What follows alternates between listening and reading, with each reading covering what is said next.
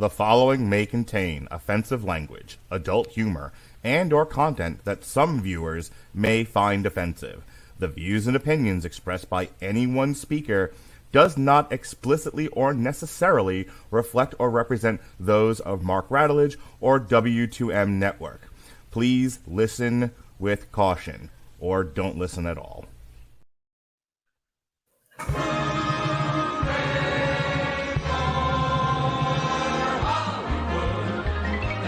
Valley, hooey Hollywood, where any office boy or young mechanic can be a panic with just a good-looking pan.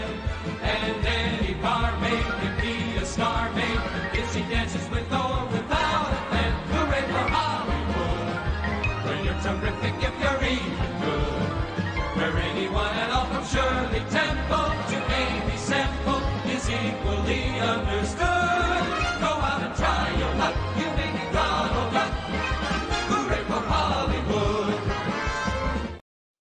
Ladies and gentlemen, boys and girls, children of all ages, you are listening to a Radulich Broadcasting premiere podcast, Damn You Hollywood.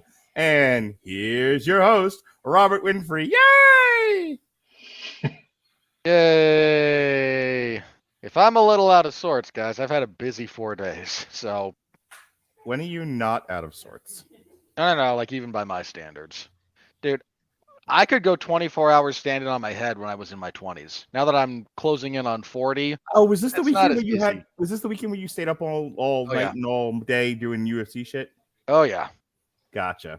Oh yeah. So as a minor intro to this, so I cover professional wrestling. You'll know this. So I covered the Bray Wyatt tribute show on Friday, which was rough emotionally.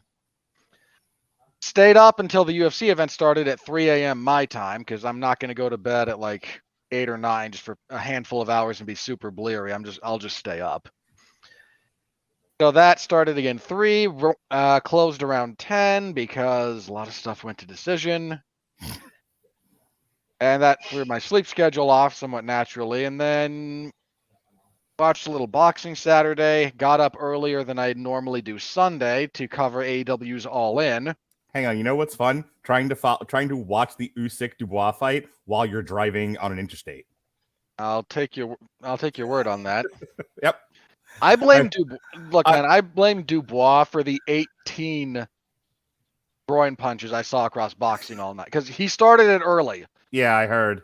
And then the co-main event for the Jared Anderson fight was DQ'd because of repeated low blows. So I'm driving and I'm on the interstate and I'm telling the person I'm in the car with, like, listen, I got to watch this boxing match while I'm, I got to watch this boxing match while I'm driving. And she goes, please don't. I'm like, oh, it'll be fine. It'll be fine. I can handle it. I'm a very good driver. So, yeah, you're just not a very good watcher. Anyway, finish your long story. Yeah. So then I did AEW's thing on Sunday. Then I had my MMA podcast Sunday evening. Then this stuff today. So I have been busy. I don't know how the late Larry Zonka did it, but that man was a machine. He certainly was, Ollie. All right. Well, joining us tonight we're talking about Gran Turismo because our guest wanted to. So Jason Teasley, welcome back. How you doing, and why this? I'm doing good. Coming off of a hectic weekend myself with my birthday and anniversary being celebrated this weekend, which I watched Gran Turismo as a prelude to the anniversary dinner. And the reason for this is because I think Gran Turismo is one of those games that transcended and was way ahead of its time. And you get to see some of the behind the curtain lore to what Gran Turismo did, because it was such a innovative game when it came out because of the reality of what they put into it. They did very intricate track simulations, car driving, the way the vehicle handled, small details to the cars and everything. And it's one of the very few games that I owned a PlayStation 4 is simply to play the first Gran Turismo because it was so ahead of its time, and it was the ultimate racing experience. Someone was just telling me that Gran Turismo was a Sony exclusive, PlayStation exclusive, to the point that Xbox came back with Forza. Yeah, because this was not only exclusive, but it was such a big hit for the game system. Yes, it was only available on PlayStation, and I think it was the PS2. Not that you could tell from all the PlayStation logos and product placement throughout the course of this movie. In fairness, that's racing for you. Well, and the fact that it was so much part of racing to get all these manufacturers and car companies to participate and to be splattered all over the game. Mm-hmm. Nissan, Audi, all different car companies vied to be a part of this game simply because of the time and the precision that the game was going to carry. Like I said, it went down to absolute minimal differences between cars and how they interacted with certain road conditions, their suspension, how they sounded. So you played the video game, Jason? Yes, I played the first one. And then I loved the first one. I logged probably hundreds and hundreds of hours on the first one itself. And then I didn't play anything else. I mean, I could pick up the first one right now and play it and fall right back in love with it. Wow. So that's what we're talking about tonight. Gran Turismo, subtitled Based on a True Story. It's a biographical sports action drama film directed by Neill Blomkamp from a screenplay by Jason Hall and Zach Baylin. Produced by Columbia Pictures, Sony PlayStation Productions, and 2.0 Entertainment. It is based on the aforementioned racing simulator that Jason was just talking about, developed by Polyphony Digital. It tells the true story of Jann Mardenborough, a teenage Gran Turismo player who became a professional race car driver. The film stars Archie Madekwe as Mardenborough alongside David Harbour, who is amazing in this, Orlando Bloom, who is not an elf, Darren Barnet, Emelia Hartford, Geri Halliwell Horner, and Djimon Hounsou from his recent engagement in the Shazam sequel. I just re-listened to that podcast today. What a shit show that movie was. Anyway. Most still can't pronounce his name. Right, Dijon Mustard. Got it. Yeah.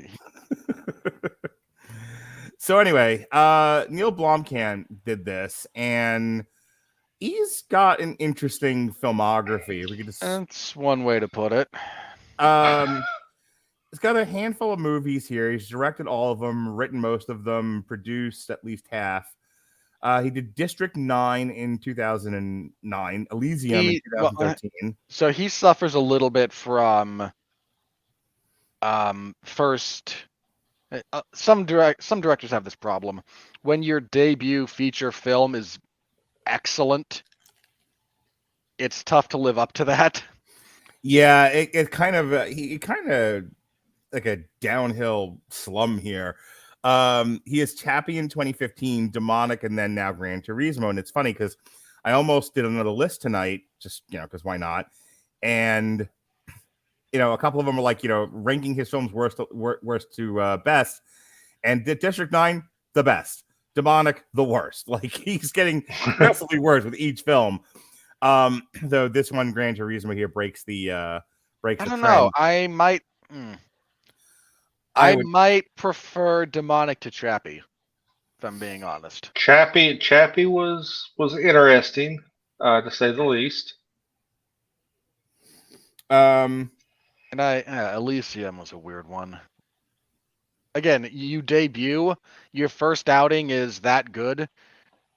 It can be a curse as much as a blessing, and in his case, it's been tough. So talk about District 9 for just a minute, because you said like that's probably the best of the bunch here of the of the 5 films, including Gran Turismo, that he's done. What made District 9 so good?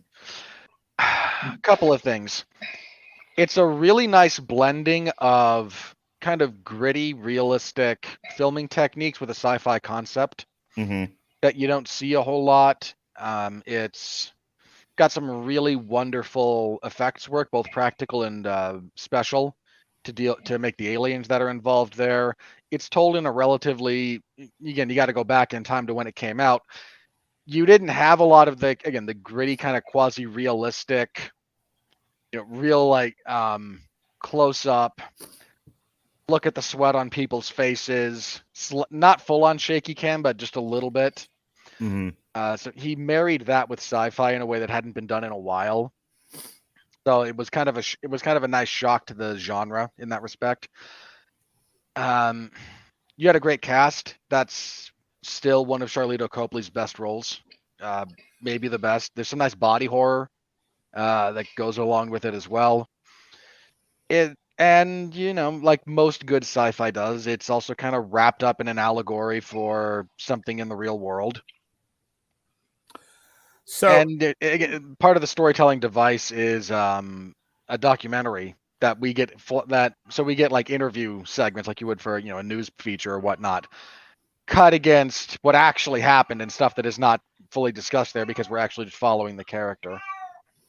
So a couple of things about Blomkamp that got him to where he is today. Time named Blomkamp as one of the 100 most influential people of 2009. So like, this District 9 movie, really made him. And people keep giving him opportunities to do good, to do just as good or better, and he is a little inconsistent. A 2011 article in Forbes named him the 21st most powerful celebrity from Africa. And it's interesting. He's got some decent awards here. In 2004, he won the Cannes Lions International Advertising Festival. He got one of top 5 directors to watch in 2004.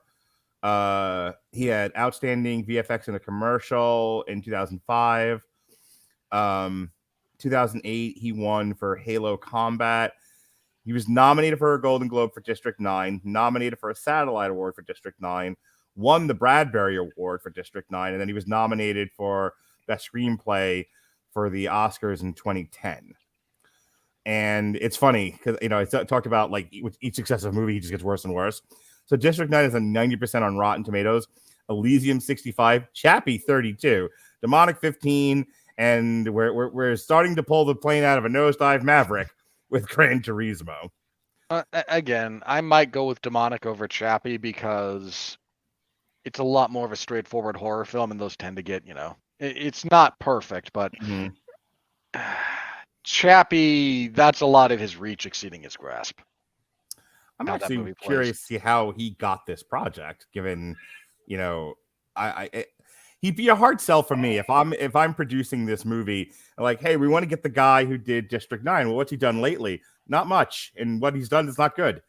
Okay, video game movies already are behind. Unless you're Super Mario or Sonic, are already a hard sell. Like the graveyard is littered with video game adaptations that have failed at the box office. It helps that this isn't a video game adaptation. So that helps. My hunch is he got the gig for a couple of reasons. One is just availability. Like you do have to go with who's available. I'm guessing if the best thing about him is his work with visual effects, and this was a high visual effects movie, but not in the way that you would normally think of visual effects. This isn't Jurassic Park. This is integrated visual effects as opposed to creating spectacle necessarily. I could see where he might be on the short list then. Yeah, that would be the other thing I think is kind of the big reason why he got this is he's very good at that. Mm-hmm. All right. Let's get into. Did you ever play the video game, Robert? Before we move on. No? Okay. Let's get into the plot synopsis then. And this is based on a true story. This is based on a kid who won a contest and won the whole damn thing, as they say in Ted Lasso, and went on to become a professional racer. And they actually show clips of him at the end of the movie. But let's get there. So we open with a minor sales pitch for Gran Turismo as a video game franchise. Here's the guy who created it. Here's what he wanted to do. Here's how he went about it. Then we meet our hero, Jann. as he is a teenager, dropped out of college, living with his parents, playing a lot of Gran Turismo and trying to fund the habit with, dead-end part-time jobs.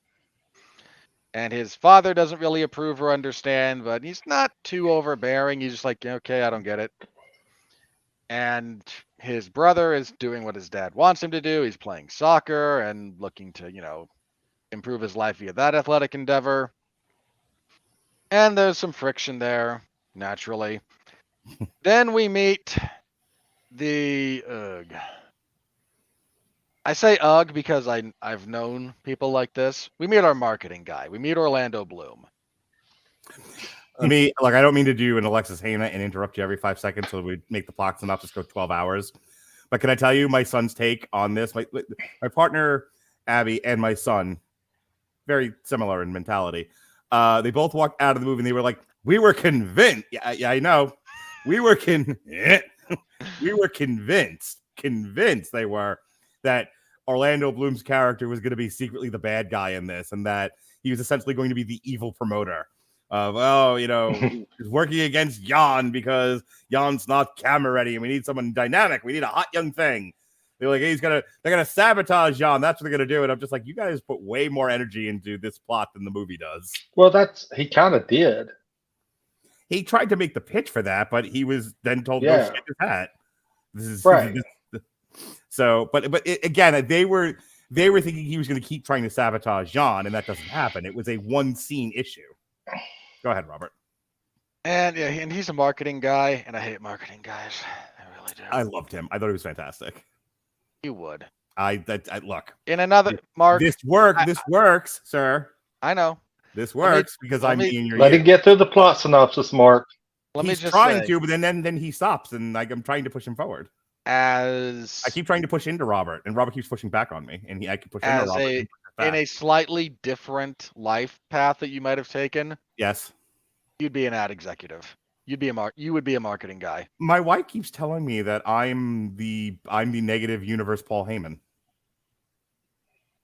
You are Paul Heyman's Bizarro. Yeah, for sure. Like you are Bizarro Heyman, yes. My name is Mark Radulich. And down there is the next big thing. See, this is the problem. If your marketing talents had been put to something other than adult entertainment early, you would have gone a different direction. My whole life would have been different. Yes. And better. Probably. You wouldn't be here, certainly. No, it would not. So Orlando Bloom has a pitch because he's a marketing guy, and this is what they do. So he gets up in front of the good people at Sony and Nissan and says, look, people hate cars. People would rather take Uber. They would rather they'd rather be on their phones. We need to find the right market for people that still associate driving with freedom and fun and empowerment and whatnot. And this video game represents a portion of this worldwide audience that we can try and tap into. So here's our gimmick. We're going to take the best players of this racing simulator. Then we're going to give them a shot to be a real boy, a racer. And the executives go, yeah, what the heck? We've thrown money at dumber ideas than this. So sure, give it a shot. And he then has to find, and there's a few things like, well, you got to make sure it's safe. We're not going to throw some idiot right behind the wheel of a incredibly powerful automobile and have them instantly kill someone and themselves. Right. And yeah, sure, we'll do an academy thing, and I'll find the right chief engineer and whatnot. I get a racing coach. Like, we'll do this the right way. And he goes, fine, here's your money. So he starts looking for people. He goes down the list. It's a very short list that he wrote himself. He's very proud of it because he's a marketing guy. And no one will take him up on the job until he gets to David Harbour playing. Who also won't take him up on the job until he's insulted. You see. Yeah, so he goes to talk with this guy, John Salter, who is our stereotypical old coach with a tragic past with the sport. He's working as a mechanic for a high-profile team, and he says, come be the chief mechanic, come be the chief engineer, you get to be in charge, and you get to get away from all the rich European jackasses. Says the rich European jackass, by the way. And he goes, no, I don't know. I don't think it's a good idea. I think your whole gimmick here is stupid. Take He your goes, "Eh." circus and be gone, sir. I am a classy individual. And then he gets lectured by the driver of this team, who's kind of a prick. And he goes, you know what? As they're being served the most pretentious food imaginable, just micro portion, emulsion. I was waiting for Ray Fiennes to walk out. And then someone shoots a waiter.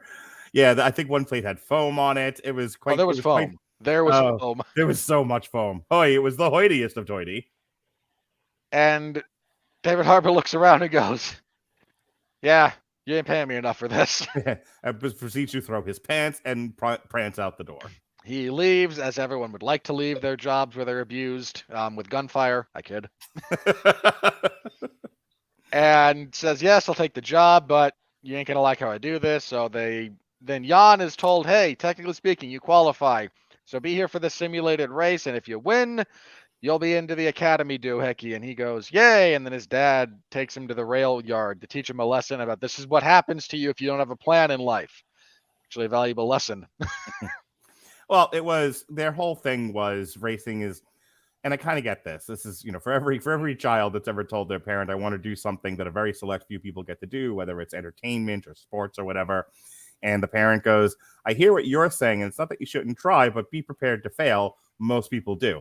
I think like the percentage of people who play Little League versus those that move on to like Major League Baseball You don't even it's like 0.00000 see in a few weeks one.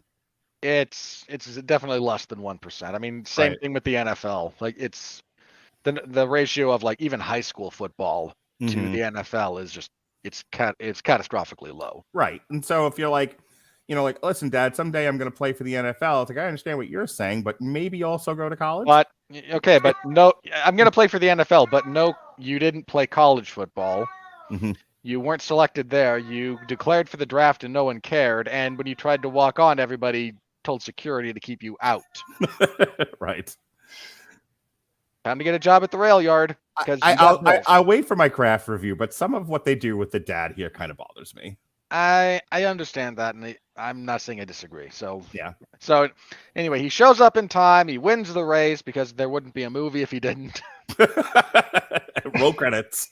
And he goes to the academy where David Harbour does the demotivational / inspirational speech about impressing to the audience, not just the people in the cars, but the audience. Like, okay, what you think this is not what it is.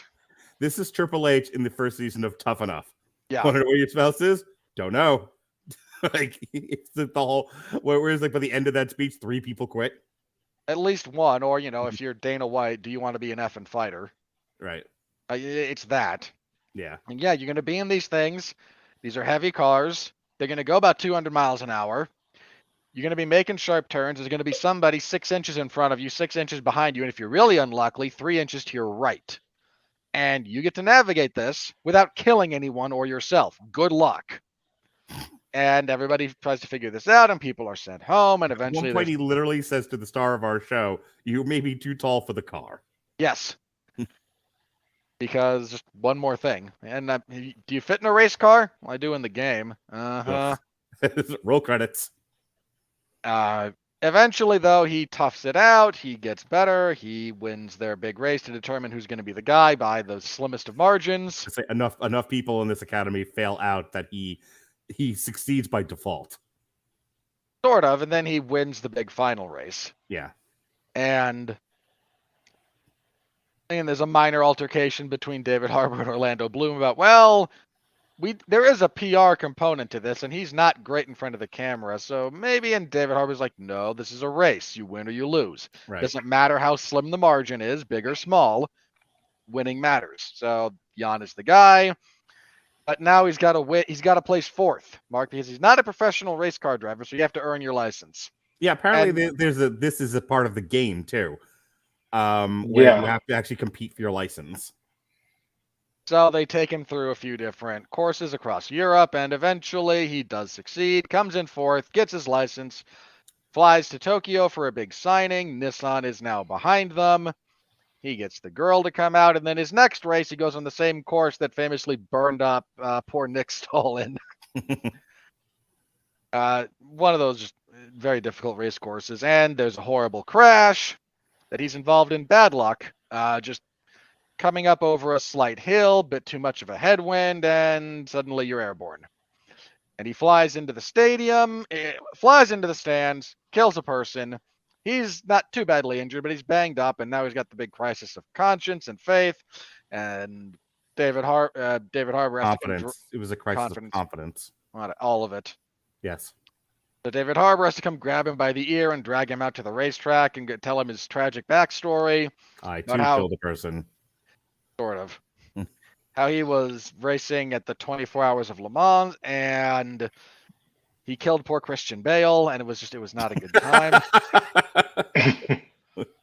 Ford v Ferrari reference. Had to get one of them in there. I was so glad you did that because I was thinking it. And he talks about how the car in front of him, which was actually a Ford, if memory serves, in his narration, it just got a little loose. When this comes on PVOD in a week, some person at home, playing with their computer and whatnot. The enterprising fan edit. Thank you, the enterprising fan edit. Please get Christian Bale in there. They're gonna sync up David Harbour racing with Christian Bale crashing and dying at the end of the movie. Please, somebody do that for us. It'll make it all worth it. Oh.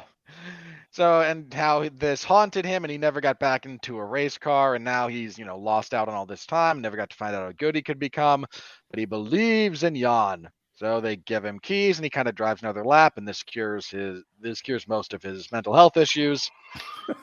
As it does. Look, as Rocky showed us in Rocky 4, there is no easy way out. There is no short way home. If you go for a angry drive, you will come home a better man and a more centered man. Well, what he did was he left home angry and drove to the airport. Is how that went. He was driving Miss Daisy for the end of the lap. Yep. And anyway, he's ready to continue, but now Orlando Bloom has the bad news that, look, no fault was to be found with us for what happened. It was bad luck. Racing's dangerous. But, all the other racing teams are like, the guy doesn't know what he's doing, and Nissan's getting a little bit hesitant. Yeah, this is an opportunity to dogpile on the rabbit because they didn't want him there in the first place, because nobody wants their sport to be a circus. And yet. And yet. So their big plan is, if we can prove our viability, here's what we're going to do. We're going by the way, what is Jake Paul fighting again? Never mind. Go ahead. Well, Logan Paul's fighting Dylan Dennis in the near future. I just needed to see you die. That was me gagging with a spoon. Considering the psychological warfare Dylan Dennis has taken about Logan Paul and his fiance, now wife, that motion was very...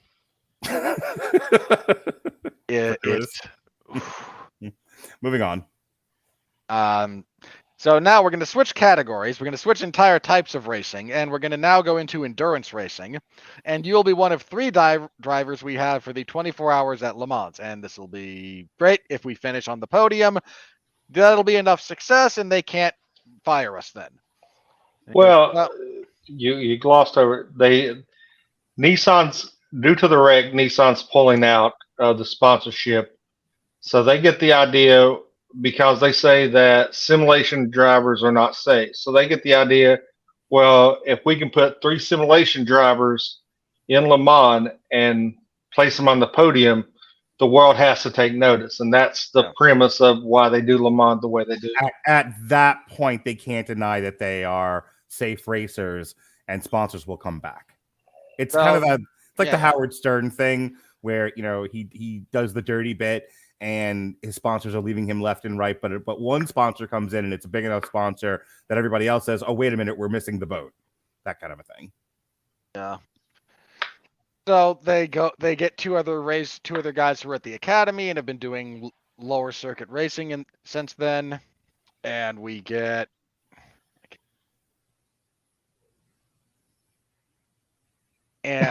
so we get the big endurance 24-hour race at Le Mans, and it's a near thing. There's some near misses. There's a wreck that triggers some minor PTSD from Jann, but he's brought out of it by the power of Kenny G and David Harbour's inspirational speech.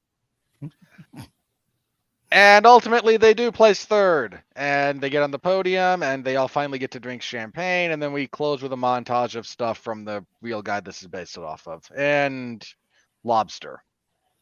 Jason, tell us what you thought of this movie. This movie was way better than it had any right to be, in my personal opinion, because I went into this movie with very low expectations. I thought it was going to be more of the hitching the wagon to it's a video game concept. Let's pump out content through. We've seen the success of like Super Mario Brothers, Sonic, and stuff.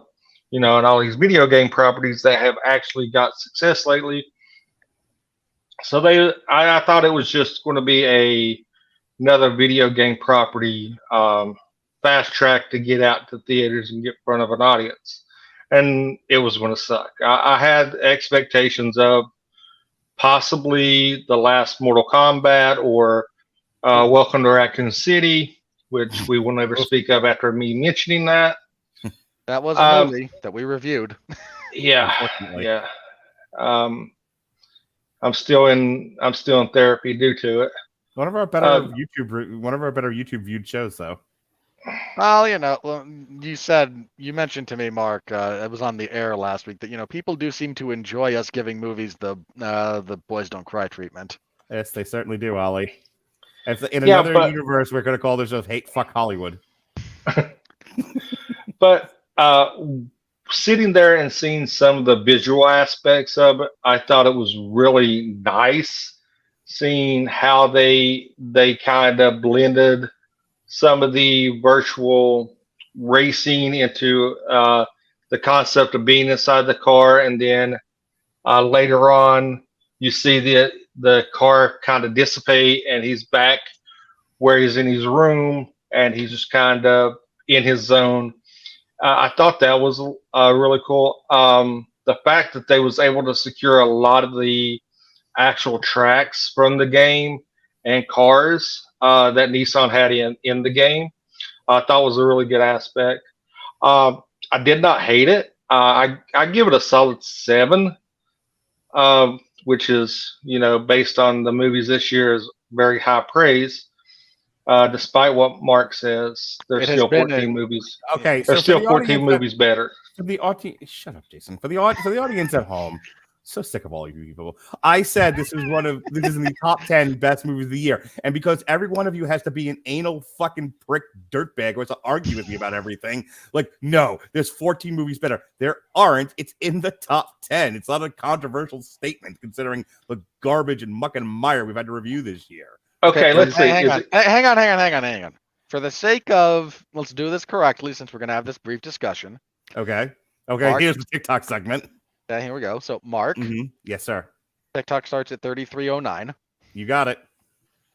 You said this is one of the top 10 best movies of the year. That correct? We've reviewed, yes. Okay. Well, hold on. That's actually a different. You limiting Fine. For the purposes of this argument, just so you guys can both dance like hobbits on my grave. I'm trying to set the rules here. That's all I'm trying to do. Go all the way back to 2014, and Jason can play the role of Pat. Go ahead and moderate this debate any way you want. I'll play along. Okay, so again, my question is just: are we limiting this to movies we've reviewed, or are we discussing all movies released in the year? I can't speak to the ones I haven't seen. Okay. And basically anything I saw, we reviewed. Okay. Because Jason has some movies on his list that I'm fairly sure you haven't seen then. Okay, I didn't even look at his list. I was driving to Rob Zombie at the time. Well, that was no. I think every movie on my list, all but like maybe 3 or 4, maybe 3 has not been reviewed on here. Okay, so hang on. So okay, we're gonna limit this. Anything that we haven't seen, we'll acknowledge non-issue. Okay. Okay. Fine. Fair enough. Yes. Okay. So, Jason, do you have your list handy? I'm pulling it up now. You? So we're gonna go Please through. Pull it out and show it to everyone, Jason. Hey, I'm audio only this week, and we're grateful for it because we don't look, man. We're always waiting for. I'm still waiting for Mark to just get us in trouble in that respect. And that will be the person that does it. That's the last show. Zip. And I'm out of here, everyone. Whee! It's like helicopter. Okay, and let's see Got it? here. Yes, I've got the list here. Okay. No, Mark. Yes, sir. What are the rules? So he's gonna go one by one. Okay. You give your opinion whether or not it was better or worse than this one. Okay. And you're gonna count? Then so will then so will I. Okay. All right. So Jason, please. We need somebody to keep track of this, don't we? Okay. I can keep track. Okay. Okay. Cocaine Bear. This was not better than Cocaine Bear. Oh, I'm sorry. Sorry. Hang on. I misspoke. Better than Cocaine. I gotta simplify this. I'm either going plus or minus. It's plus. Gran Turismo better than Cocaine Bear. Yes. Creed 3. Ooh. Better. Plus. I have not seen Creed 3, so I can't speak to that. Scream.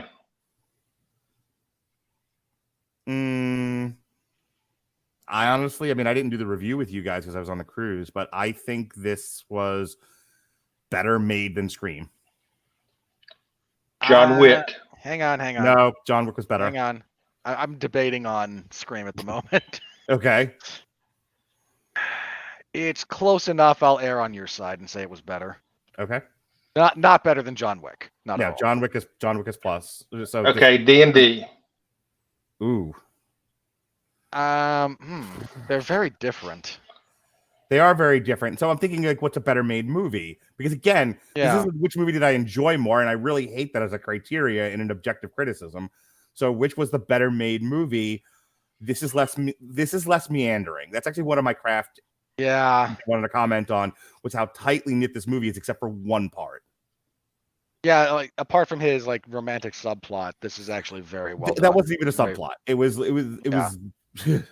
So narrow margin, but I think this was better made than D&D. Super Mario Brothers.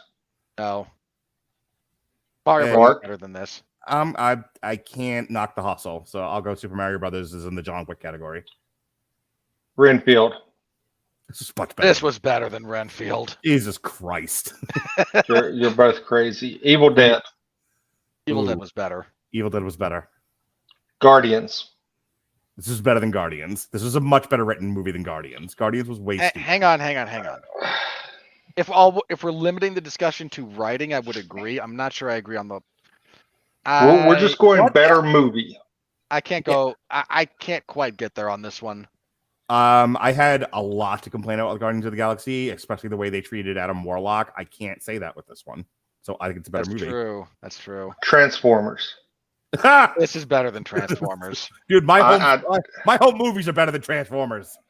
I thought Beast Wars was a resurgence. The Flash. Wait a minute now. Hang on, everybody. Jesus, what the fuck did I do? Ooh, that's a bingo. And that sums up our review of The Flash. He got there eventually.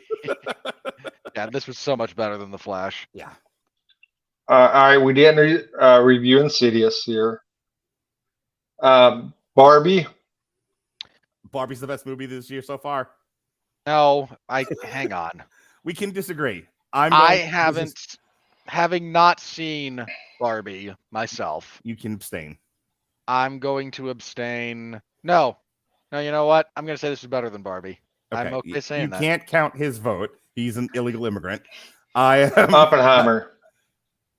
Oppenheimer was better. Much. Okay, that was my list of 14 movies that I fit. That personally, okay. I put, and it's no particular order. I put it behind all 14 of those movies. You're a lunatic. Hang on. I'm not going to go lunatic, but for the record, by my count, there's either somewhere between 7 and 9 of movies on that list that this is better than. I went pretty seriously in the top 10 here.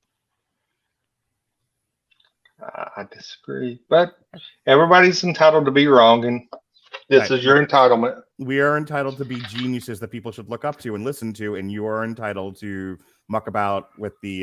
Mark, do I need to remind you who was one half of the most popular show ever on Radulich Broadcasting? Yeah, No, that would be me. I've listened to enough of our shows that I've heard you ramble about that at least a dozen or so times. Well, I'm just reminding you again. So Okay. maybe people tune. I'm a draw. Please hold on to that. You're Bret Hart. Please hold on to that one thing you can be proud of. Please move on with your review. Okay, yeah, I mean this movie was a very tight movie. I will give it that. I like the fact that they did include the kind of romantic element, but they didn't lean into it. It was just kind of there It really as was. a. It's like a Christmas. I mean, it wasn't like it was just something happening in the background. I thought they spent too much time building up to the academy and the races. I thought that kind of drug for me. I think you could have shortened that and expanded the race circuit a little bit more, and got more of the trials and tribulations of him adapting to actually racing the car during the circuit, instead of giving us like a quick hits and montages and all that, and just trying to think that. I didn't like the whole, he had two primary antagonists, the gay racer, as he was known during the movie, and the pompous prick. I didn't like that was that. I thought that they should have kind of expanded the racing field to see him interact more, except outside of just those two drivers. I hated the trailer ruining a really crucial moment, and that was the wreck, because that wreck was insane. But they gave it away in the trailer, and I hated the aspect of that, because you don't have that anticipation. I had an audible "what the fuck" during the movie. Some lady behind us, when that wreck happened, she said, "What the fuck just happened?" Because she was literally surprised. I think that if they would have kept that out of the trailer and saved that just for the movie, I think that would have been a little bit better. I wish, like, in the movie production process, there was somebody who, as part of marketing, thought a little bit more about surprises and novelty, and keeping some of the bigger, more expensive special effects stuff a secret, so that the movie going experience, because for years and years and years and years and years and years, we've talked about trailers ruining the movie going experience to the point where we are now. And I kind of wish, like, there's a couple of different YouTube and TikTok accounts that recut trailers as if we were in the 70s or the early 80s. and sort of the editorial point of view in a lot of these is they save the good stuff for the fucking movie, because that's why you're paying your ticket to go see these things. Not, as Jason's pointing out, taking the single best visual part of the movie, the single best stunt of the movie, and putting it right in the trailer for free. I've never agreed with Jason on anything before. I 100% agree there. They really ruined what could have been a great visual experience for the audience had they just kept it in the movie and out of the trailer. And the fact that I think they could have expanded on his recovery a little bit more and leaned into the PTSD a little bit more, because that is is something that racers deal with, because you have the racers are control freaks. They want to be able to control everything. When chaos enters their world and something goes wrong, and something as tragic as that, a spectator dying at the hands of a wreck that they were involved in, they take that hard. And I think they kind of glossed over the whole PTSD of him having that wreck. And it was kind of like he had the wreck 1 week and he was back in the car like 10 days later. That doesn't happen. Mark, you're in the field, and you could probably see this a lot of PTSD as well. You don't rubber band bounce back that quick. Sure. I mean, people's resiliency is different from one person to the next. It's sort of hard to quantify these things because, again, people's resiliency is different. The experiences are different. the trauma is different for each person, each individual event. So it's hard to sort of generalize things, but I would say more often than not, if you've been in a life-threatening experience to where you wake up and, oh, by the way, you also killed a guy, you're probably going to have a harder time resuming normal activity than not. I think it's safe to say that in the most general way possible. I mean, I've hit about all the points that I can hit on that, just given my analysis. I agree with a lot of what Jason said. I'm okay with the amount of time it takes for him to get into the qualifying race and then to the academy. However, this thing clocks in. Take a drink every time this year. We've said this was way too long. This thing clocks in at 2 hours and 15 minutes roughly, and you could have easily cut 30 minutes from this movie. 30 might be a stretch. You could cumulatively 20. Cumulatively, if you cut a couple of 15 minutes, easy. 15 easy. Yeah, well, so you cut a couple of minutes from the time the opening credits start to when he gets to the academy. There's a lot of space in there to shave some of that down, which leads to my next big criticism. Probably the biggest criticism I have of this movie is they spend no time with the girl, then they shove the girl in there, and then it's just them on date night. And while I can appreciate what the film is trying to do, is this is him at his highest and he's about to go to his lowest, and I understood that narratively speaking. The problem is there's a disconnect. I'm sure they didn't want to lie and sell you as he was too high on the hog.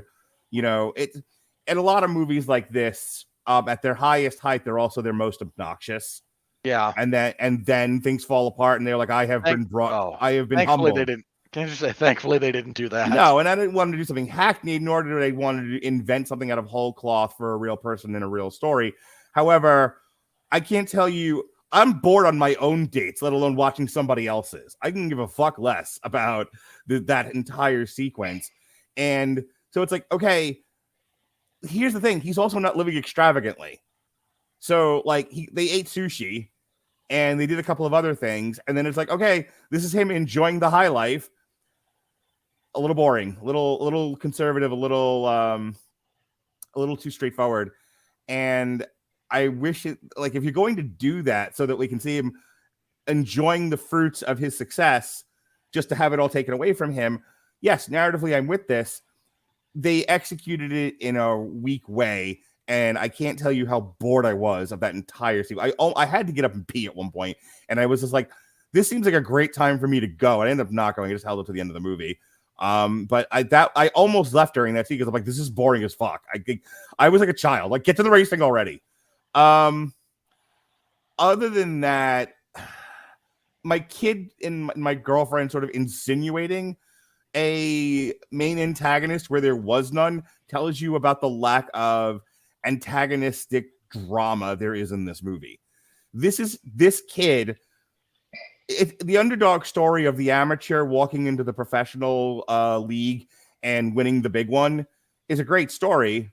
It's one that's tried and true, and it works with most male audiences and some female audiences, and that's why that's why these are successful.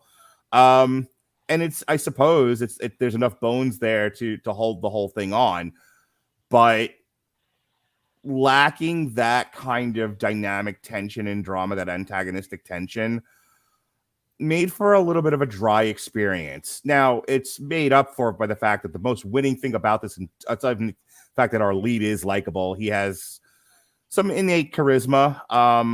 We talked last week about the kid from Cobra Kai not really having big picture quality to himself just yet. He's still a little picture guy. Same thing with this kid. It looks like he got casted for his looks. And they went on the cheap. This thing's only got a $60 million budget, which, bravo. Slow clap for keeping this thing way low. They'll probably do really well with it for that reason. Appropriately budgeted. Yeah. So it doesn't need more than that. When your biggest star is David Harbour and your second biggest star is an over the hill fucking Orlando Bloom, they weren't going for like a big expensive cast here. And so credit to them and this kid for doing his level best. but he the big star of this thing is not him or his innate charisma, little screen as it was. The big star here is the visual effects. Jason's absolutely right. The transitions from the car to the room to the video game, the showing the gears and everything in the car and those like close-ups and everything, the racing lines, giving the sort of superimposing elements of the video game onto the movie so that you have that full 4D experience was the best part of this movie. And going back to our earlier conversation about why Neill Blomkamp for this, because if you're looking for a guy who knows how to use visuals to enhance the story, this was definitely a good pick, because it was the most winning thing about this movie. We talked about what are the best movies of this year a couple of minutes ago, and we were saying like the star of Evil Dead Rise was the sound design. The star of this movie is the visual effects, and not in the like the Michael Bay, or Marvel CGI green screen effect, but more of this is how you're supposed to use CGI. Yes, you can use it to create stunts and make them less expensive, but really they should be salt, not the whole fucking meal, which is what we get with a lot of the stupid Marvel movies. So I thought that stuff was good. David Harbour steals this movie.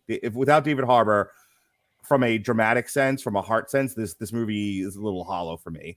Like I said, I like the kid well enough, but it's like it's how he interacts with David Harbour that makes it.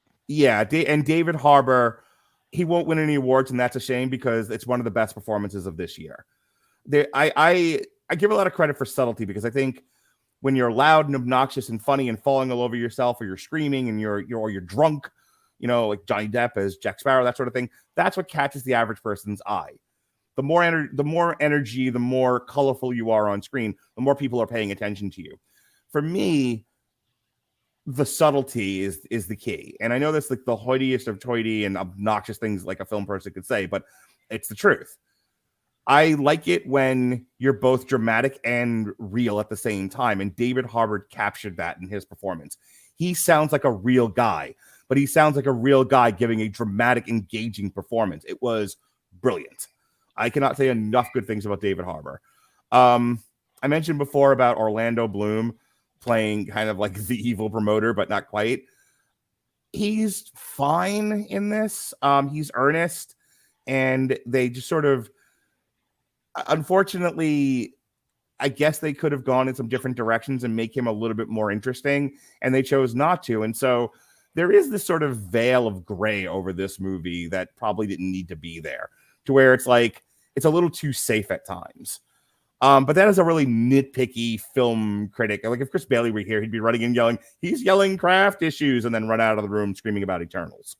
But if I have to sit here and think about the movie and pick it apart, that would be my issue with it, is that it's almost a little too safe, a little too conservative, a little too plain outside of the visual effects stuff. Also a little too long, but it is what it is. It's not the most overlong movie of this year where I was like, please, why is it coming later this year? Killers of the Flower Moon. The Flower Moon. Yes, the 8-hour movie. I'm pretty sure in order to actually accommodate the review schedule we have, we need to start watching it now. Yeah, no shit. I'm gonna watch it while I'm sequestered at the jail this week. Start watching it now. But other than that, I can pitch it to you, Robert, because I don't have a whole lot else to say. Like I said, it's for me personally. And Jason's like, no, you're wrong. No, this is my personal opinion. Of all the movies we've watched this year, this is probably in my top 5. Like it's up there for me in terms of enjoyment, but also in terms of quality, craft quality. This is right up there with Barbie and Oppenheimer and John Wick for me. Go ahead, Robert. And Evil Dead Rise. Couple of things here from me. So I agree with you about the visual effects being good. The racing sequences are very well done. It's unfortunate that the racing doesn't take a bigger part of the stage. The first like half of the movie is about racing, but not actually racing. Mm-hmm. And kind of by contrast, the last couple of big racing movies, Ford v Ferrari being up there, Rush was, that's a handful of years ago at this point. But the point of some of those movies is to give the racing itself character. So they spend more time on the act. and I think this movie could have done with a little more of that. I didn't realize this. I did not deliberately look up the runtime for this movie. You say it's 2:15, including credits. Yeah, that tracks. It's a little overlong. There's only a couple of places where it actually drags, which is, again, a general credit to the film. But you probably could have pared this down a fair bit and maybe gotten something a little better when it was all said and done. With young David Harbour, he's pretty great. I think the other thing I need to touch on very briefly, because I'm actually a pretty big fan of Djimon Hounsou. He's a very good actor, and they almost lean a little bit too hard into the They lean into the cliche of the dad who doesn't understand what his son's into. Oh God, yeah, I did want to talk about that, but I'll let you keep going. Okay. But I had some real quick. This was yet another situation. Okay, Jason had to go. He doesn't have anything to plug. We'll thank Jason for being on here, especially since this is one he wanted to do. Always nice to see Jason. I'm really having a difficult time with a lot of these movies taking the more mature position and saying that it's the negative one. The father saying it's okay to dream big, but you have bills to pay is the mature right thing to say as a parent. And he's made to almost be like the villain of this thing. Like, oh, look at what your son did despite your criticism of him. And then it's like, oh, you're right. I see the error of my ways. No, what you say is, I'm proud of you for defying the odds. I certainly did. At no point does Djimon Hounsou stop him from going. Yeah. Like he kind of hang on. The closest we get is when he qualifies, him saying, "Look, this is dangerous. Are we sure? Are you sure you want to do this?" And when his response is, "Yes, I'm going," he just. I think at some point, like, he turns to the mother, like, "Are you okay with this?" He's just like, "Yes, calm the fuck down." And he's like, "All right." But the other side of that is like, it's not out of the realm of possibility that a parent would worry about their child engaging in a dangerous sport. And racing's dangerous. So I agree. There's some detail to that I'm kind of with you. Like, it doesn't really ring true. Like when he says, racing cars is expensive and your passion is great, but you do have to, like, you don't have a plan for how to make this work. And that's a fair criticism at that point. Like, right. But he's made to come across like he is the bad guy for not believing in his son. Yeah. Except that to be like my son. Like, I want to be a professional fighter. All right. I understand that. In you're 9, you should have started this when you were 7. You're fine at 9. Like the guy, the guys that are professional at the highest level of professional boxing today, they're doing it. They started it at his age. If he means boxing in particular, yeah, you should start. Now's a good time to start. Definitely before the age of. Right. Now imagine he's 20, and he's like, "I want to be a professional boxer." It's like, here's not realistic. Yeah, that straight boxing, depending on what your goals are by around 20, yeah, that's hard. Okay, hang on. A real life example: Brock Lesnar. Brock Lesnar was an NCAA champion wrestler. He's between 6 feet and 7 feet tall, built muscular, built like a brick shithouse, and was a professional wrestler for a time. Tried to walk on and play for the Minnesota Vikings and couldn't do it. Like, made the practice team. That's as good as he got. That's Brock Lesnar, the guy, superstar professional wrestler, genuine athletic freak. Right. So, if you want another example, about how rare this is to do boxing in particular later in life, like Deontay Wilder didn't start boxing until he was 19. I guarantee you there were people in that gym when he walked in who had been doing that for a decade.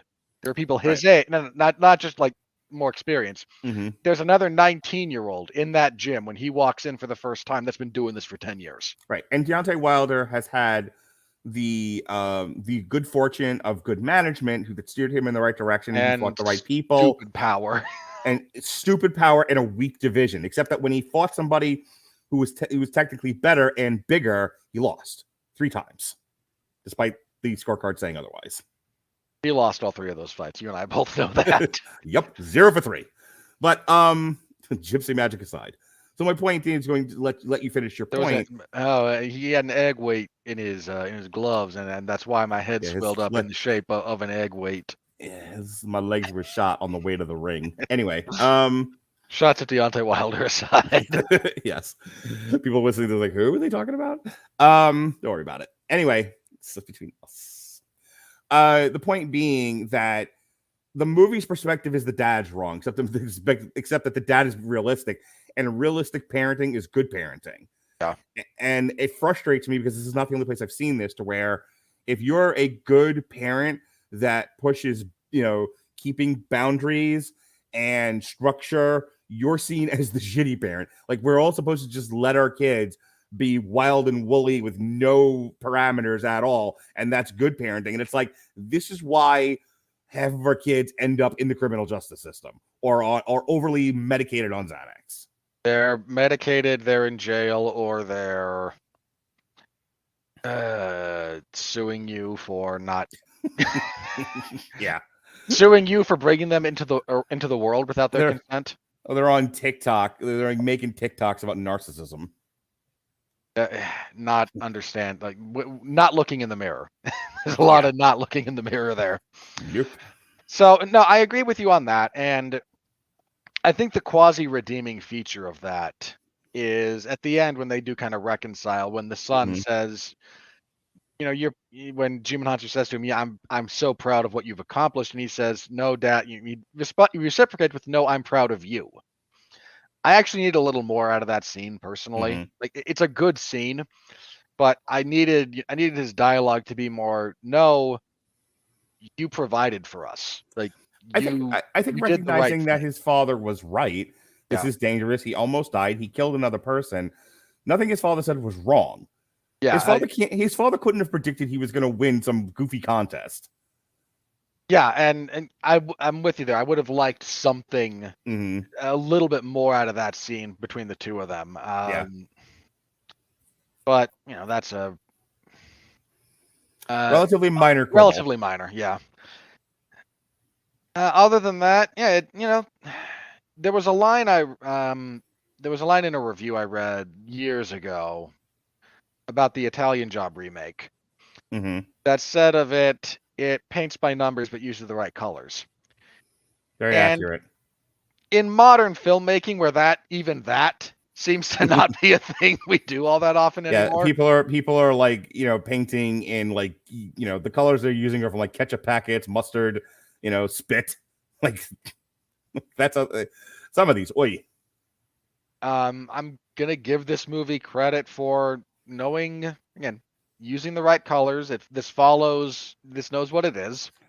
It follows the right formula, and it fills it in with enough personality in the right places to make it unique. Well, you've bagged on me for being married to lineal structure, except that things that make sense and have good bones, you can hang most things on. If you've got a good, solid, dependable structure, you can do some things with it that are wild and woolly and and fascinating and colorful, but you still have this good base to rely on, and that's part of why I'm married to it. Because when you start doing, they're gonna relate this to like food and stuff, and like if you start doing like gastro, the word you're looking for is molecular gastronomy. Yeah, molecular gastronomy. You really have to be careful. You're gonna get it wrong more often than you're gonna get it right. Let's say, but when you get it right, you make something phenomenal. But when you get it right, when it's right, it's so good. Right. So, but if like the 1 out of 100 times you get it right, which is great if you're an artist. However, if you're a studio, you need to get 99 out of 100, not 1. And so they're all being reminded of that this year. Yeah, they are. Boy, Disney over there just sweating like, the Marvels will save us, right? Disney's the problem is Disney's just like, we're just like making cheeseburgers on a grill and we can't even get this right. like we're dropping the burgers in the fire and on the floor, and one of the burgers was made out of actual poop. Like, we don't understand what we did wrong here. We hired so many people with lesbian dance theory as their major. Yeah. So, look, just for the record, here's my thought on that. Mm-hmm. I'm gonna bring this up also because I mentioned earlier. If you're aware of the professional wrestling world, Bray Wyatt, who was just 36 years old, passed away from a heart attack on Thursday. And the character, his real name was Wyndham Rotunda. The character of Bray Wyatt referred to himself at one point as the color red in a world of black and white. And I've been thinking about that as it pertains to professional wrestling because I watch enough of it to cover. And God, is it boring? This is not a WWE, AEW, whatever. Don't care. Don't care what promotion we're talking about. Professional wrestling is boring, homogenized, and mostly stupid. And even if you like it, you should be honest about it. I don't dislike it. I know what I like out of professional wrestling, and I only get that intermittently these days because I'm me. And wrestling is wrestling. But it's because wrestling is all the same. It's just bleh. It's there. It exists. It's to your point about hanging on the same bones. Like, oh, it's the same match structure. It's the same venue. It's the same setting. It's the same people. It's the same everything. Yeah, it's the Stormtroopers from Star Wars. And it's all the same guy. Yeah. And one of the things that the character of Bray Wyatt and the man behind that character was good at was going, okay, but why? Let's do this differently. Well, we've done this forever. Okay, have you checked on the other side of those guardrails lately? Because sometimes, like you take this approach, there is a very dangerous. There's a real chance of falling absolutely flat on your face.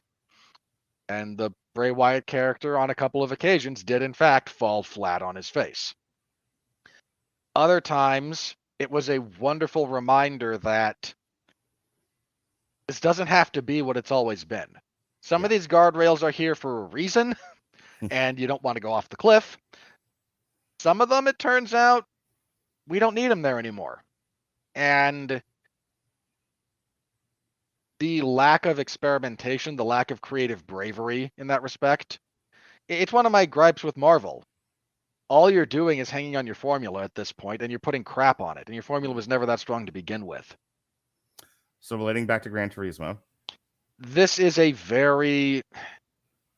Sometimes when you've gone too far in the avant-garde direction, something that is just solid.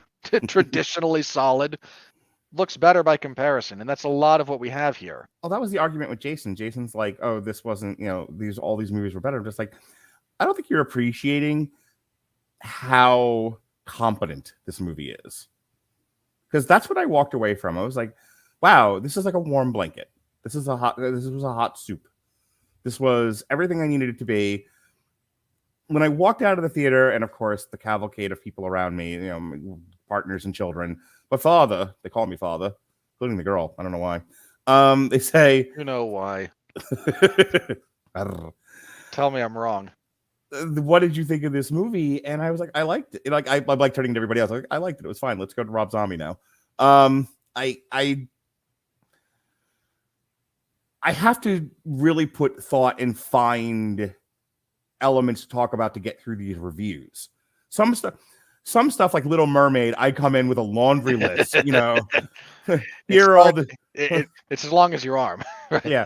Here's I unscroll it, here's a laundry list of complaints I have about this movie, and it comes just rolls off the tongue. Pick up the phone book and just drop it. Yeah. And it occurs to me just very suddenly that so many people don't know what a phone book was. And then there's this movie, and then there's a movie like this where I genuinely enjoyed my theater going experience, and I don't really want to complain about it, but I have to find, as a critic, I have to think critically about the movie. Yeah. When I think critically about the movie, I notice, oh, there's smudge there. Oh, that's got some gook on it. Okay, there's a little crack there. It's not a huge crack, but there's a little crack right there. You stand far back away from things, you don't notice the smudge, you don't notice the gook, you don't notice the crack. Most people are not standing as far as closely to these films as you and I tend to do for the purposes of this particular fucking show. Well, in fairness to that, Mhm. I looked at film this critically before I did this show. I'm That's not. fine. Well, that's why I'm you're not here. a happy person. I'm a critical person in general. My point being, like, so when Jason's like this, this movie wasn't a top 10. I'm like, but it is, because if you look critically at every single one of these movies that we talked about, there's a lot more wrong with them than there was with this movie. So by default, it's better. Yeah. Yeah, it might. There's a few of those that it might not be as interesting as if we wanted to get, kind of nitpicky there. Look, if Alexis was here, she'd be like, this was not better than D&D, and she'd be wrong. But she enjoyed D&D because of who she is and what she likes and how she likes it. D&D for her was better. And there's an argument to be made that it is a better made movie than this one. But that is entirely reliant on subjective preference, not objective quality. Objective quality is a whole other thing. I have said time and time again, there were things that are objectively good that I don't personally like. But there's an element of that I'll talk about, but that's not why I'm here. I'm not here to talk about all the things that I like, because then it'd be a whole other show. Yeah. I think in closing, I wish this movie was the baseline. Right? Yeah. Like I wish this was the default quality of movies coming out of Hollywood, was this. I wish this was rewarded for its competency. Yeah. I wish we're going to talk about that in a minute here. Yeah, well, I was going to say, I wish, it's got good word of mouth. It's got good critical reviews. We'll talk about that in a minute. But I wish, I don't want to get into a whole thing about Barbie. I'm bringing up Barbie because Barbie is being... Shut up. Barbie is being rewarded for its relatability. Barbie is being rewarded. No, Mark, how dare you? How dare you? Barbie is being rewarded because it's a toy movie. People want more toy movies. Okay, you're going to need to stop beating that drum, Sarcasm McGee. Dude, all I'm saying is tell me I'm wrong. And you're not, but you know damn well. Stop it already. Beat that horse to death. No. This is not me beating a horse to death. This is you wanting to go, look at this wonderful thing, and me going, wonderful thing equals bad thing down the line. Wasn't it? What podcast was where Mark is finally where I am, where I can see the curve well ahead than he does? It was either last week or the week before, where I was like, look, I can just see a little further. I can see a little further than you. Right. And that is essentially like the central argument with Barbie. It's like, I'm appreciating Barbie for its relatability, for how it's touching people, for how well it was made. And you're going, yes, but yes, but whose side is it on? Look, I wish I wasn't like this. And sometimes I wish I wasn't like this, where I can't just enjoy something. I do have to think about, okay, but what's next? Sure, I get that. So when hey, Barbie's coming out, and my fear with Barbie is not a quality thing. It's not. It's going to be so successful, we take the wrong lesson from it, and we get a bunch of crap. Yeah, my worry is, if this is really successful, the next decade is Monopoly, Uno, Magic 8 Ball, Polly Pocket, I get it. Consequently, even if Barbie was a good movie, which I'm not conceding, I couldn't enjoy it because I know what it's going to lead to. So my point being with bringing up Barbie for the 88th time is that I wish movies were rewarded. I wish deserving movies were rewarded with financial success. That would be nice. That would be really nice. So your particular opinion about Barbie aside, Barbie is one of those. Barbie's a rarity. Super Mario is a rarity. Super Mario was well done. It appealed to the audience it was supposed to. It satisfied the needs of the fans, and it was success, and it was rewarded. I can talk about some other movies this year that we were like, this was great. Why didn't more people see this? And that's my frustration. That's the last thing I'm going to say, and then we can move on. That is my frustration with Gran Turismo. And that it had a fine opening weekend. It'll probably be profitable and all of that. But everyone should go see Gran Turismo. It deserves it. It deserves your patronage. People who make a quality product should be rewarded with financial success in a just and fair world. And that's not the world we live in. And yet we live in a fallen world. Yes, and we live in a world rapidly going over the falls. All right, with that said, speaking of rapidly going over the falls, here comes the money. We read the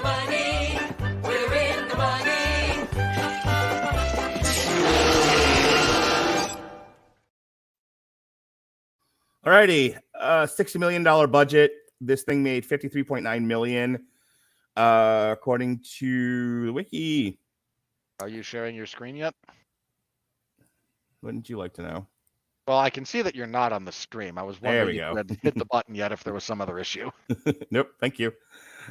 As of August 27th, 2023, Gran Turismo grossed $17.3 million in the US and Canada and $36.5 million in other territories for a worldwide total of $53.8. In the US and Canada, Gran Turismo. Well, that's what we're doing now. Canada. Was released two of our listeners who prefer your mispronunciation rather than your recitation of the first line of their national anthem. Was released alongside The Hill, Retribution, and Golda, and grossed $13.5 million from almost 4,000 theaters in its opening weekend, finishing second at the box office. The film made $8.5 million on its first day, including $5.3 million from several preview screenings and its week leading up to its release. Alrighty. So it was the number one movie of the weekend. Yay for Sony. Barbie maintained its spot at the number 2. It was knocked out in its 5th week by Blue Beetle, and it maintains its 2nd spot this week with Gran Turismo. However, Blue Beetle fell from the number 1 spot, had a 49% drop to the number 3 position. If it had opened more in line with with what they were projecting, it could have sustained a 49% drop. Mm-hmm. Opening soft like it did, that's just dagger in the back. Oppenheimer fell from 3 to 4. Turtles. Oppenheimer, hang on, for the record, Oppenheimer now the 4th most successful R-rated movie of all time. Teenage Mutant Ninja Turtles Mutant Mayhem fell from 4 to 5. The Meg maintained its spot in its 4th week at number 6.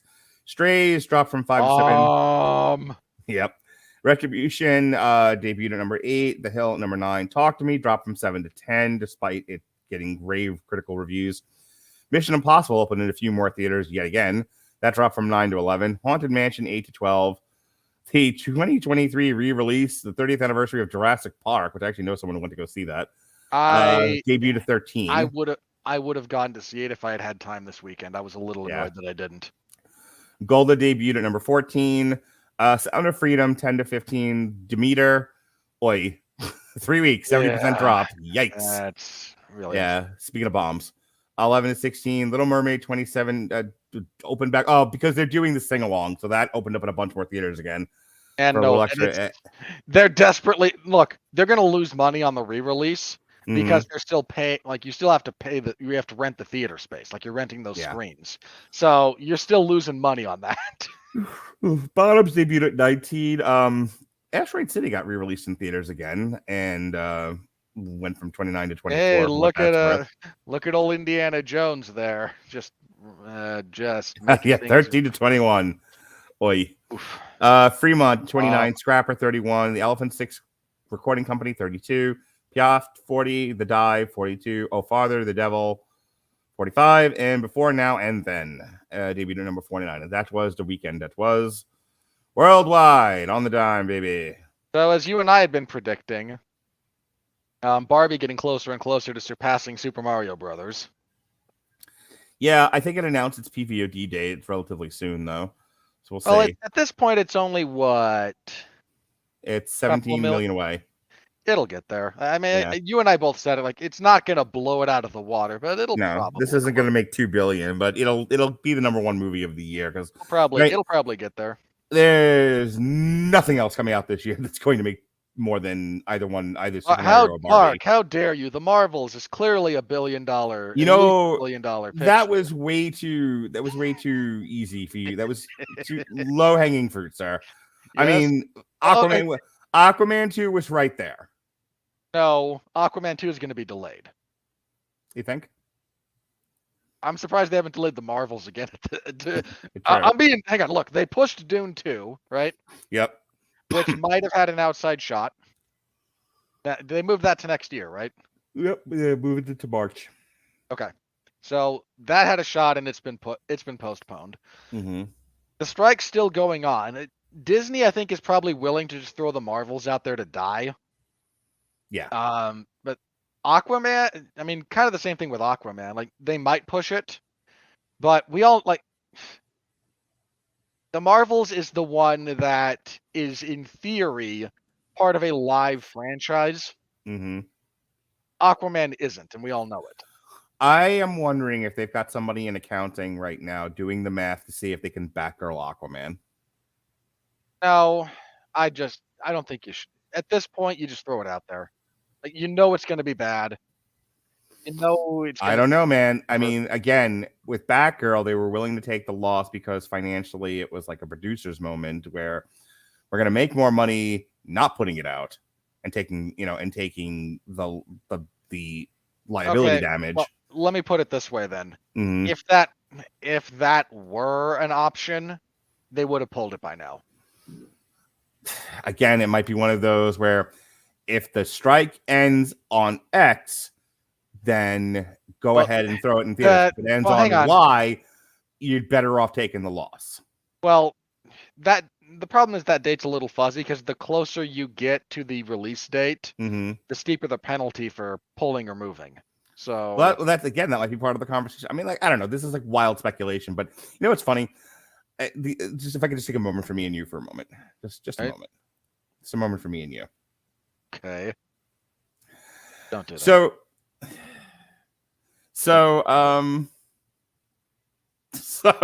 every time you tell me no, I'm gonna keep doing it. So I listened to Alexis and Jason's and Andrews and Jeff's and Jesse's and Chris Bailey's of the world, and they mindlessly speculate, oh, but what if this thing from the thing that I like shows up in this other thing? And what about this over there? And what about this little Easter egg? And oh, the details. And I go, none of it matters. None of this boring shit ever. And I wish you all would just shut up. Just shut your mouths and go to bed, children. And then there's me and you mindlessly speculating on what executives might be doing. We're just as bad. We're just as nerdy. I just don't like their boring shit. I like our fancy shit. But it's all still mindless speculation based on conjecture at best. Conjecture, rumor, and things of that nature. I mean, I just find it. I had to address the irony because say nothing else about me. I will be as self-critical as anybody else, and so when I know I'm doing the thing that I'm criticizing other people for, I have to call myself out on it. Fair. We're just not mindlessly speculating on bullshit fan fiction stuff. We mindlessly speculate on entertainment business decisions. And aren't we just the gayest? You, maybe.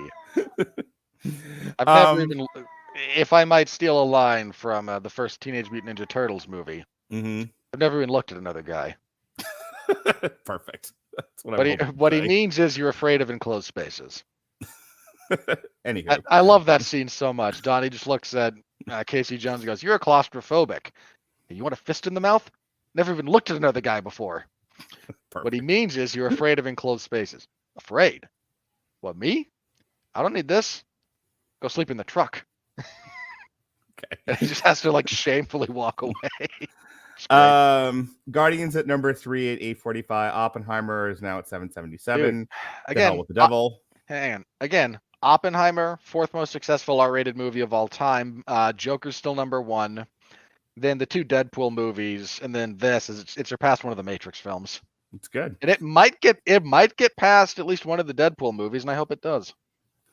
Fast X at number 5 at 704. Spider-Man at 687. Little Mermaid 568.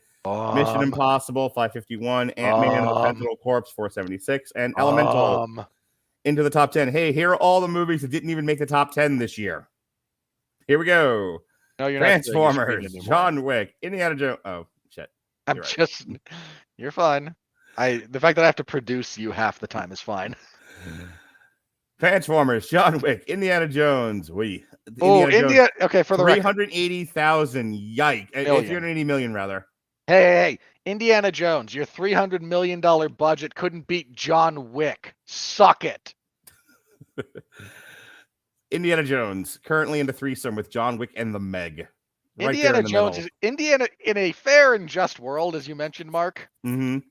The existence of Indiana Jones and the Dial of Destiny and what it's done would result in the mass firing and public castigation of so many people. Yeah, Kathleen Kennedy would have been beheaded at the guillotine. The cheering masses yes, of Lucasfilm fans. Creed at number 15, The Flash. Speaking of Jesus Christ, The Flash, 268 million.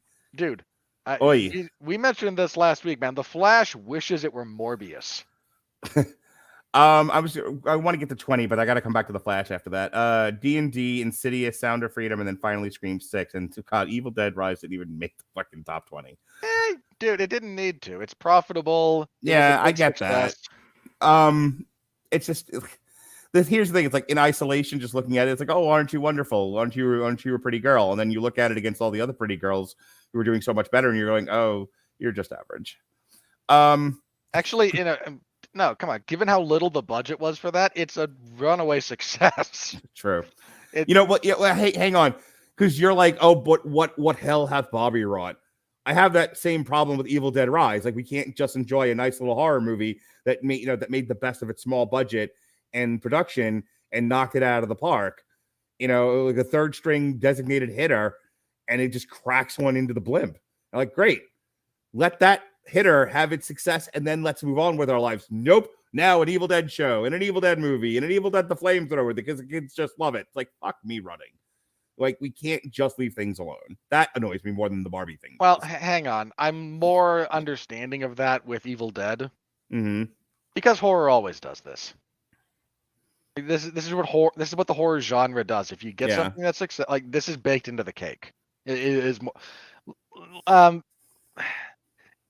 It's part of. Let me put it this way. It's part of the buy-in. Like, if you're a horror fan, you understand this is what happens, and you're either cool with that or you're not.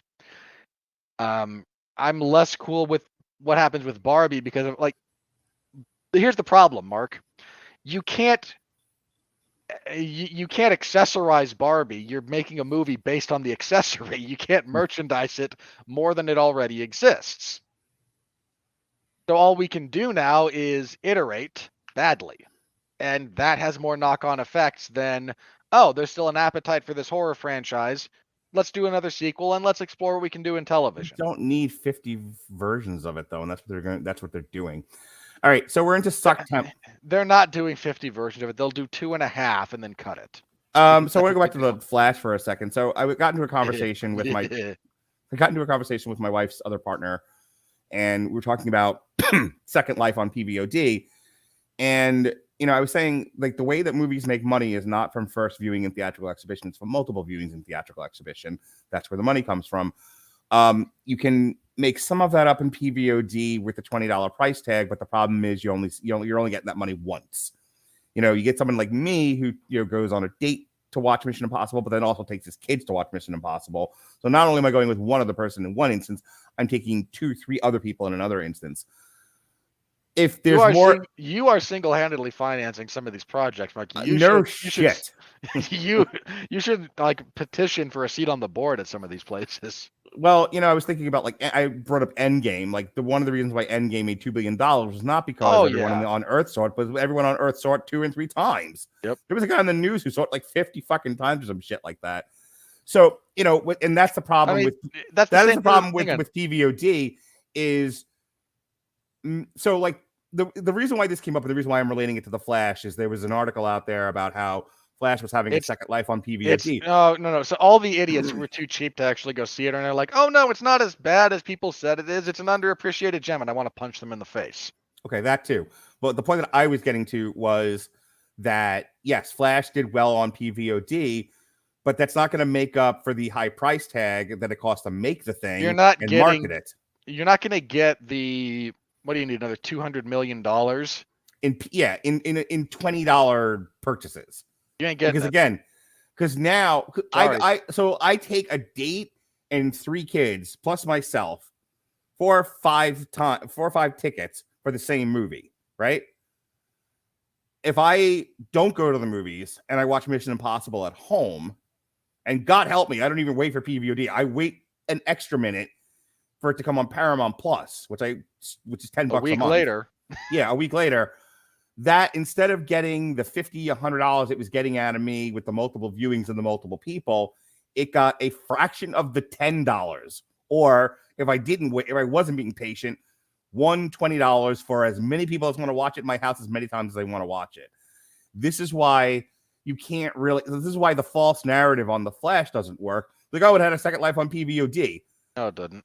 That's like saying, your lemonade stand's competitive with the Coca-Cola, because a lot of people on that particular hot day in Tampa fucking bought your lemonade. Go fuck yourself, dude. Learn how to do math. Like, it doesn't work that way. But sure, this is why you and I will have these conversations on this podcast, because we are looking at the trade publications and the narratives that they spew and be like, you guys have become propaganda rags. It is really self-serving. Variety and the Hollywood Reporter, Deadline are all fucking propaganda, self-serving propaganda rags, and it really irritates me. That dude, here's the problem with them. Mm-hmm. If they tell the truth, then everybody at the relevant studios throws a hissy fit and won't talk to them. And if they won't talk to them, this is the New York Times. This is the New York Times reporter who had access to Saddam Hussein, who wouldn't do accurate reporting because he didn't want to lose access to Saddam Hussein. Yes, yeah, that's what it is. You are access media, and this is the same thing with I talk about this occasionally when it relates to MMA. Because nobody in the MMA media space wants to ask real journalistic questions lest they piss off the fighters and Dana White and not be allowed to press conferences or whatnot. Right. At which point you can't do your job anymore, so your publication fires you. Right. So instead of asking what's his nuts, the kid who played Lando Calrissian, an important question about his movie or about himself, they go, do you think Lando Calrissian is pansexual? And he's like, schmagegi, lobster. And they go, absolutely. And it's like... What a giant waste of everyone's time. Here's the last thing I'll say about this, and then we'll just move on, because after I say this, there's nothing else that can be said. Do you know how much of that is entertaining to people, and that's what they want? The most frustrating thing about being a thinker and about being somebody who's critical, to the extent that we qualify for this. Sure. Look, neither one of us is going to be recruited for NASA anytime soon, but still, I think we're smarter than the average bear. And while you cocaine bear, maybe. Anyway, isn't that your nickname at the swingers house now? Your cocaine bear. Cocaine bear, absolutely. That's your Halloween costume. It's you just with powder. In the profile section, you can be like a bull or a unicorn. I'm or a aware of the. Okay, mine is cocaine bear. Yeah, no, seriously, your Halloween costume should be just you with like a bag of sugar and like a thing of powder under your nose, just like. Yep, absolutely. I'll remember. I'm going around Halloween. I'll remember that. See how many people can get it. To my great frustration, because we're sitting here being critical of this and going, we should demand better, except that us demanding better are in the minority. The vast majority of people are very wildly entertained by moron reporters asking the kid who played Lando if he thinks Lando is pansexual. Do you think he had sex with the robot? And that is like, yes, this is what we go on Twitter for. Absolutely. And it's like, this is why we can't have nice things. And with that said, speaking of criticism, the critical review.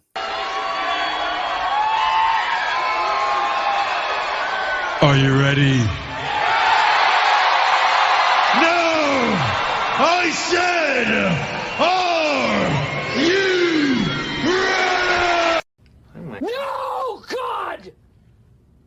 No, God, please, no! No! No! No! Alrighty. The critical score is fresh with 61%. And the audience score 98%. That tracks for me. That's about right. When we shift over to top critics, that drops it to rotten at 48%. Wow, a lot of people bad at their jobs. Yup. There's a lot of top critics that are going, I don't want to watch a racing movie about a video game. Let me guess that most of the top critics are going to be like, well, I don't like video games. I don't want to watch sports dramas. Yeah. And what do you mean there's no superheroes? How could I possibly be look, there's things to criticize about it, but nothing that would drop it out of I'll tell you, I without having even looked through the Rotten Tomatoes stuff ahead of time, I guarantee you that at least one person complained there weren't enough women in this. And that's where almost certainly. Yeah, no doubt. Leave no doubt, as they said to Manny Pacquiao once upon a time. And only a 3% drop from Marquez flattened him. Like a shotgun. Drops it to 95%. So that's that. Alrighty, we'll read a couple of these. I don't want to belabor the point. You know what? You know what? Here's my other guess about this. There's a bunch of people going to be a bunch of people who are not critical of superhero movies going, but this is a little bit too paint by numbers. Yeah, the cognitive dissonance is real. All right, the future ex Mrs. Robert Winfree, Carla Renata, the curvy film critic. He is not curvy. You don't know that. She's not a film critic. Whether you are a racing fan or not. No. Look, if you self-describe as curvy, there's a decent chance you're just fat. I can see her little profile square picture. So can I. Absolutely curvy in all the right places. You can't tell that from a headshot. I'm gonna pull up a full body shot. That's all we're gonna do is just fucking talk about in the most fucking objectifying way possible. Colorado's body, because that's what people came Let's here for. just not. Okay, then shut your face. All I'm saying is about 80% of the time, people who say I'm curvy are just fat. Whether you are a racing fan or not, Gran Turismo is an exhilarating peek into an unfamiliar world, initiating fans of Mardenborough and the world of racing together under one roof for the experience of a lifetime. Lifetime, says your future ex-wife. Let's see here. Like, I see rotten ones, but I'm like, meh. Hey, this was way too much movie for Kevin Carr, a fat guy at the movies. Beautifully shot with a decent underdog story, the film often loses itself in the nuance and the minutia of the sport. No, Kevin. No. You toaster oven, pal. We haven't. I think I said last week. I think I said last week, like, he hasn't Kevin Carr in a while. Like, that's 2 for 2. If you think this gets bogged down in the minutia of racing, I invite you to rewatch Ford v Ferrari. Nick Johnson of Vanyaland. Gran Turismo ultimately can't podium. Never surpassing its essential origins as a live-action video game trailer without all of the things that made Blomkamp's work in the sphere interesting. This is not a live-action video game trailer. Yeah. Jeffrey, friend of the show, Jeffrey Howard's 401 Mania. Unfortunately, copious amounts of synthetic storyline breaking moments make Gran Turismo feel less like an organic cinematic experience and more like a big budget recruitment video and E3 showcase. Jeff, I don't think you and I saw the same movie. I'm curious what he would consider storyline breaking here. You should ask him. Like, again, I'm not saying this is the tightest movie ever written, but I don't quite know what actually breaks the story. All right, this is gonna be the last one because, again, I don't want to do these for too long. Wang Yi Ling, The Straight Times, Singapore. Blomkamp of District 9 and Elysium is an auteur, but his adventurous spirit comes up against the hackneyed story, which is a corporate endorsement of a video game evidently so hyper-realistic it will make elite racers of its dedicated consumers. You utterly missed the point. Yeah, wow. Is it just that this movie is just too much movie for most of the film critics and of all the movies we've seen this year? Apparently this is the one where everyone's like, but it's so corporatized as they shill for Disney. Speaking of which, Travis Hobson of Punch Drunk Critics. And while the self-serving commercialism unavoidably runs rampant, it's impossible to deny the sheer crowd-pleasing thrill of the race. Wow. Hang on, for the record, like I mentioned it earlier, but if I have another criticism of this movie, and I think it's a fair one, there's a lot of product placement in this movie. I see. I don't think that's fair, though. That's like saying, like, the orange ball in basketball is garish and they should have made it another color, except that that's what it is. I'm just saying, even in some of the instances when we're not dealing just with the racing, because racing is garish that way. There's instances when we just get a little bit too much there. Roger Moore of Movie Nation. Damned entertaining, and don't let any one of these motherfuckers tell you otherwise. Yeah!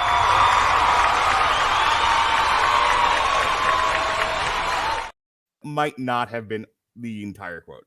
Damned entertaining, don't let anyone tell you otherwise. God, fuck you, man, Roger Moore. Not fuck you, but yeah, fuck yeah, Roger Moore. The supreme pontiff of entertainment here, Roger Moore, telling me. Hey, listen, man. That might be the most positive thing he's written about any movie ever. That's the most positive thing you've read about him writing. That's not the same as the most positive thing he's ever said. I'm assured. Anyway, that is our show. That is Damn You Hollywood's review of Gran Turismo. We are into Sucktember. We are not back on. Yeah. We are canceling next week's Heart of Stone because it was so bad I didn't want to do it. Plus, there's a hurricane, and it's just like I just don't want to do things I don't want to do anymore. So you Wait, know, you saw Heart of Stone? Because I hadn't watched it yet. I watched Heart of Stone while I was doing work at my computer, and I was like, you know what? The movies that don't suck and some that do, guys can handle this one. I'm out. You should have watched Hidden Strike first. It's at least funny. You know what? I got 3 days of sitting in jail waiting for a hurricane to pass. So let me just throw you that one. It's not groundbreaking, but it's John Cena and Jackie Chan in a Jackie Chan kind of action with comedic physical comedy and whatnot. It's not going to reinvent the wheel, but it's fine. Oh well, it's fine. So in the month of September, Jesse and I are going to review Black Mirror. There's going to be a comic strip for Two Guns with me and Evan Bevins. Jesse and I will get started on The Deuce season 1. There's going to be in fact The Deuce. Myself and Sean are going to do a Wes Anderson triple feature of Asteroid City, Rushmore, and the Royal Tenenbaums, since I've not seen any of those movies. Oh, you're missing out. We'll attempt to again for a second time do the Men in Black trilogy. It sucks. What do you call it? There's going to be. You know what? Hang on. As a brief aside, you and I complain vociferously about the need to sequelize and franchise everything under the sun. Mm-hmm.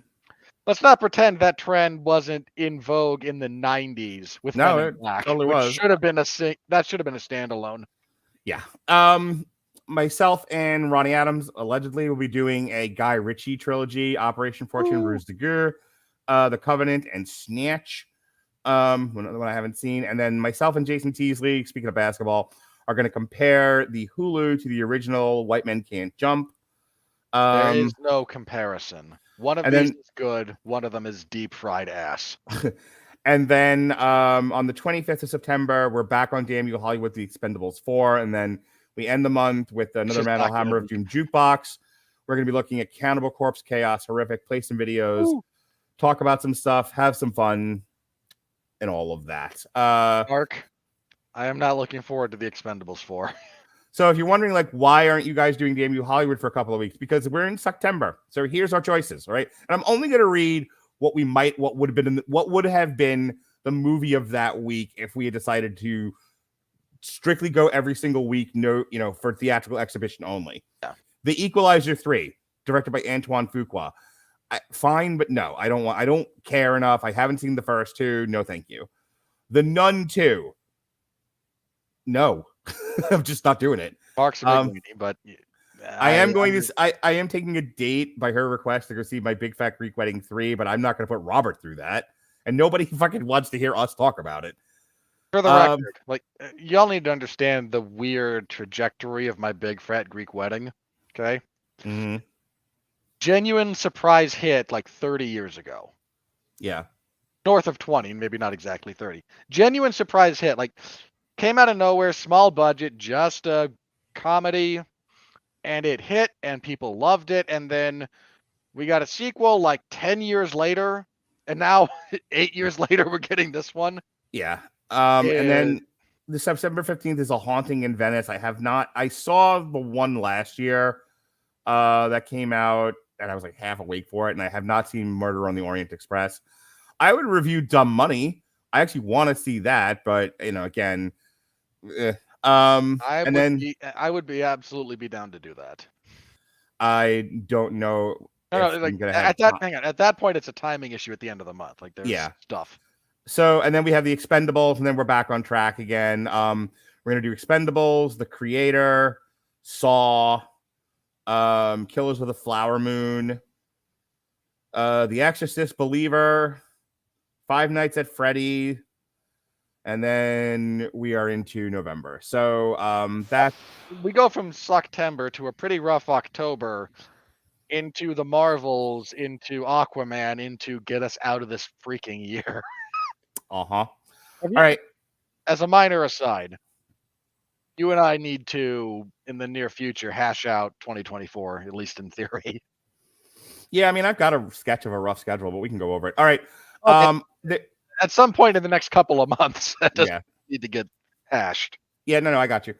All right, so that's it for what's going on here. As far as what's going on this week, it's a lot of canned hams. It'll be up in audio and on YouTube. No live show tomorrow like they were supposed to be because I have to go to work. Yeah, hurricanes come, God laughs. Mark, aren't you only a tropical storm at the moment? No, it's going to be a Category 3, but it's hitting way north of us. But hurricanes are big, and just because the eye's not hitting you mileage-wise doesn't mean you don't have a large cone to deal with. Speaking of large cones, go ahead and do your plugs quickly. So wait a minute. This is the first of the 3 set of storms, right? You got this one, Yeah. and there's like 2 others that might be coming down. Yeah, this one is supposed to come up interior Gulf and then swipe across like through Georgia more than you guys. Yeah, it's supposed to hit the west coast of Florida Wednesday morning, and by the end of Wednesday be out the door, and by Thursday into the Carolinas. Well, it's better to be safe than sorry. You saw what Hillary did to like Baja. It's like next to Cali, Southern California, and then it hit Nevada. Like it got all the way up there. Yep. So I wish you luck, Mark. Please, if you're going to kill anyone, get away with it. Sure. That's all I'm asking, man. You just got to get away with it. Yes, sir. I already mentioned a little bit my busy weekend, but I cover mixed martial arts and professional wrestling for 411mania.com. You can find my reviews of the Bray Wyatt tribute show for SmackDown, of UFC on ESPN Plus 83, which is actually a fairly decent early morning of fights. If I hadn't been horribly sleep deprived, I might have enjoyed it more. And then AEW's All In on Sunday. So I gave the show, I think, an 8.5 out of 10 mark. Okay. That's good. Well, one of the commenters, in a rare instance, most of the commenters were relatively kind. Good. I know you were not looking forward to that. AEW fans don't take criticism well. Okay. So, but there was at least one person who, in that same vein, looked at my score and went, if this had been the way this website's going, if this had been a WWE show, you would have rated it a 12 out of 10. And I could only respond with the absolute God's honest truth. You have clearly, sir, never read any of my WWE reviews. Yeah. Where I am routinely, Mark, as long as you and I have been friends, and as long as we've been reviewing things and rating them, have you ever known me to overrate something? Overrate? No. There's things that you like a lot, and you will tell me, this is good. You should give this a special look. You should pay attention to this. One of the canned hams this week is our ink review.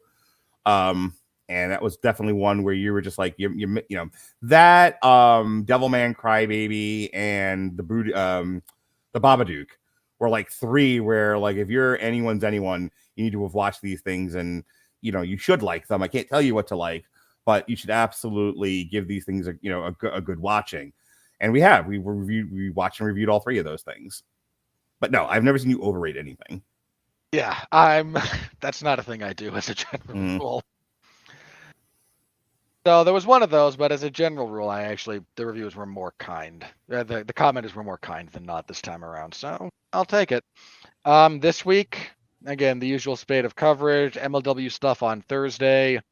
They should be, I think they're planning on going back on Reels in the near future. They have like a seasonal thing with them. So when they're not on Reels, they're on Fusion, which I can do because I get screeners for that. And for Reels, I can't. Jeremy, I think, does those. So as long as they're on the current trajectory, I'm happy to do MLW stuff. Well, happy is a bit of an exaggeration. Boy, is that promotion not in a good place. Then WWE SmackDown on Friday. Hey, Mark, it's the go home show for a pay-per-view. Because Payback. Oh, is that the Saturday?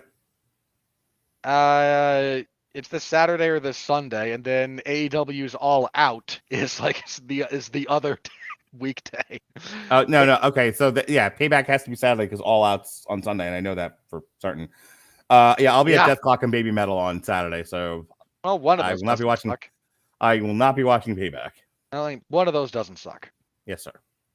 So anyway, I got go home shows, and apparently the WWE is I don't know what they're doing, but they had announced John Cena to be part of last SmackDown.